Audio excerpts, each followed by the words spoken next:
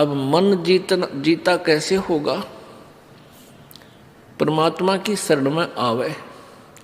और गुरु जी बताते हैं परमेश्वर का विधान के बीड़ी शराब मांस तम्बाकू जर्दा कभी छूना भी नहीं है यदि तूने कुछ सुख चाहिए जीवन में। ये सबसे बड़े शत्रु हैं इस प्राणी के, इनको कभी नहीं खाना चाहिए। बकवाद करेगा क्योंकि इसने तो आपको पशु बनाने का कॉन्ट्रैक्ट ले रखा, ठेका ले रखा। इस मन को इन बुराइयों से हटावे और परमात्मा के चरणों में लगावे। मन चाहता है कार खरीदूं, कोठी खरीदूं, ये कर लूं, वो कर लूं। अब मन के खरीद सोचने से और कहने से कुछ नहीं होगा। परमात्मा में समर्पण कर दे, भगवान में कि हे प्रभु, जैसे भी आपने इस दास का हित लगे उतना ही देना, अधिक नहीं। और फिर परमात्मा कहते हैं, जैसे आज दिन में उदाहरण आपको सुनाया था कि साईं इतना दीजिए जिसमें कुटुंब समावे, कल 2 सत्संग में सुनाया था आपको। और हम भी भूखे ना रहें, कोई अतिथि न भूखा जावे, यानी इतना जीत दीजिए जिसमें कुटुंब समावे। कुटुंब समान का अर्थ है रिक्वायरमेंट ऑफ द फैमिली, यानी परिवार की आवश्यकता पूरी हो। कोई अतिथि आ जाए वो भी 2 रोटी खा के जावे और हम भी भूखे ना सोवा, परमात्मा बस इतना देवे। अब परमेश्वर कबीर जी ने उदाहरण दिया था, भाई देखो मैं खुद कितना निर्धन बन के एक जीवन व्यतीत किया, हमें उदाहरण देने के लिए। एक झोंपड़ी में रहते थे, कपड़ा बुनते थे और जो भी उसकी कमाई होती थी उसी से पैसा लेकर कुछ अपना घर गृहस्थी का अन्न लाते थे, क्योंकि 2 माता पिता थे, मुंह बोले और 2 बालक थे जो मुर्दे जीवित कर रखे थे, लड़का और लड़की बेटी रूप में रखे हुए थे, बेटा बेटी रूप में रखे थे।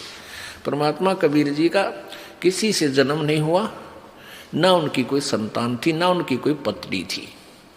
ये झूठे लोगों ने परमात्मा को जो है ना दूसरे ढंग से पेश कर दिया, बिल्कुल गलत ज्ञान प्रचार कर रखा था। तो वो क्या करते थे, जो भी धन आता था, कमाई होती थी, अपने परिवार का कुछ खर्चे खातर लाते, बाकी शेष का धर्म में लगा दिया करते थे।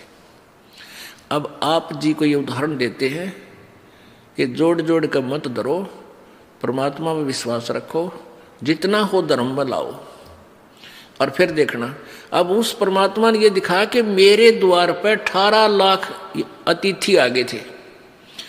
अतिथि का अर्थ होता जिनके आने की तिथि पूर्व निर्धारित ना हो, अचानक आ जा।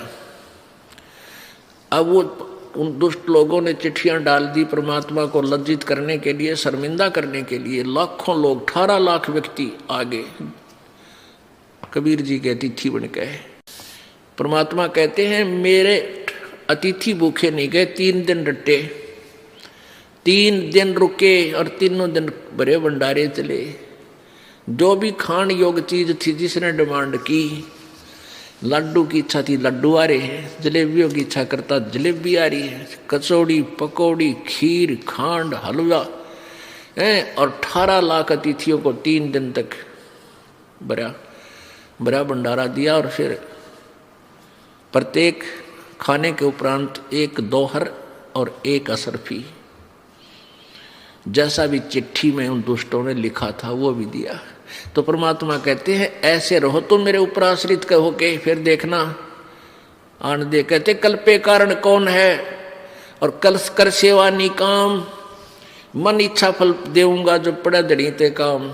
जब धनी का काम था वहां पर ना पूरी काशी का के दाने इकट्ठे कर ले गेहूं तो 18 लाख व्यक्तियों को नहीं खिला सकते, और वहां परमात्मा ने डूंडा उठा दिया।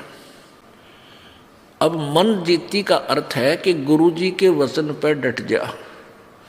गुरु जी कहते हैं ये बुराई मत करो, तुरंत त्याग दो, ये भक्ति करो, हाथ से जितना पुण्य हो सके अवश्य करो। परमेश्वर जी कहते हैं चढ़ी चोंच भर ले गई नदी ना घट्यो नीर, और दान दिए धन घटे नहीं नो कह रे साहिब कबीर। पुण्यात्माओं, प्रसंग था कि तन धर सुखिया कोई न देखा, जो देखा सो दुखिया हो। और उदय अस्त की बात करें मन सबका किया विवेका हो। जो चक्रवर्ती राजा उदयस्थ, जिसके राज्य में सूर्य अस्त ही नहीं होता, उदय जहां होता है और अस्त जहां होता है, यानी पूरी पृथ्वी का शासन जिसके पास है, वो इंसान भी कभी सुखी नहीं हो सकता जो भक्त नहीं है। जो सच्चा भक्त नहीं है, सच भक्ति नहीं कर रहा है, पूरे संत की शरण में नहीं है, तो फिर कहां सुख है? तो परमात्मा कहते हैं